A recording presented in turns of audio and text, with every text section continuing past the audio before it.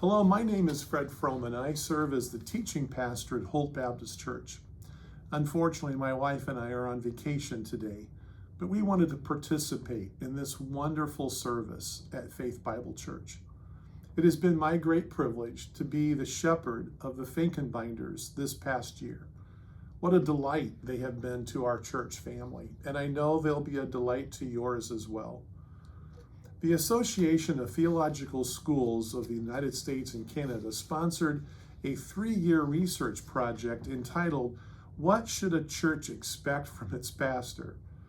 That's an appropriate question, but instead of asking congregations, we need to look at what the Bible has to say. Followed by the question, what should a pastor expect from its congregation? That's important too. The title pastor comes from the Latin word meaning shepherd. Pastors are shepherds, they're elders. Living in a metropolitan area like Lansing, we aren't as familiar with the job of a shepherd, but let's think about that. What do shepherds do, and how should the flock respond? Number one, shepherds protect the flock. In Bible times, wolves, jackals, hyenas were common. The shepherd was constantly on the alert for predators that would harm the flock.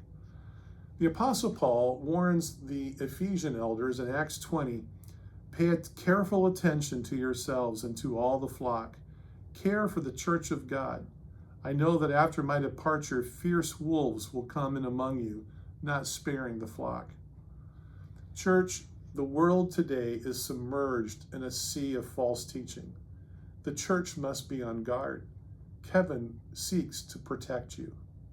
What must you do? Heed the warnings. Scripture says he will give an account for this church along with the other elders. He watches as they do over your souls. Number two, shepherds lead the flock.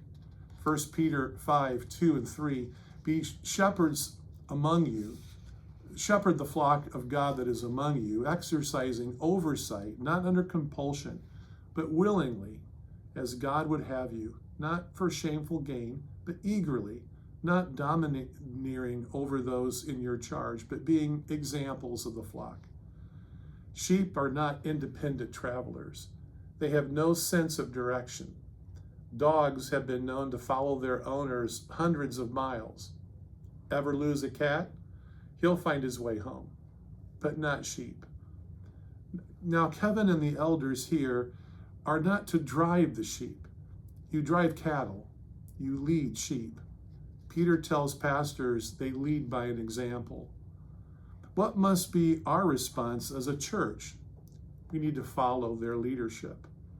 Follow the leadership of the elders. This is not some blind obedience demanded by a cult leader. It is the holy disposition of a willingness to be led. We live in a day that resists authority, and such a defiant attitude must not creep into the church. Hebrews 13:17, obey your leaders and submit to them, for they are keeping watch over your souls and those who will have to give an account. Number three, shepherds feed the flock. Jesus told Peter, feed my sheep. Kevin is the teaching pastor here. Listen to him. Pray for him throughout the week as he studies and prepares for Sunday morning. I love this aspect of being a shepherd, but can I be honest? It can become wearisome. Week after week, month after month, given to the task of wrestling with the scriptures and to find the time to read and to write sermons. Kevin has a more difficult time than me because he is bivocational. So help him, allowing him time to study and prepare. Number four, shepherds love the sheep. Kevin, love these sheep. You will love them as you get to know them. Ancient shepherds gave pet names to their sheep, black ear, brown leg. Jesus, the great shepherd, calls his sheep by name. He knows me, he loves me. Likewise, as his under-shepherd, we pastors must too love those entrusted to our care. I was surprised, though, when I entered ministry, that sheep can bite. Love them, warts and all. Dear church family, allow Kevin to minister to you. Again, Hebrews helps. Let them do this, leading, feeding, protecting, loving, with joy and not with groaning, for that would be of no advantage to you. For the past 46 years, I have had the great privilege of being called pastor. I am humbled by how God has used me, grateful for the sheep who have been a joy and delight to my soul.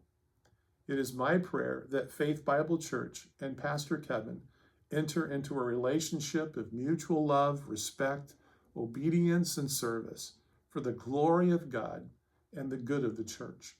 God bless you.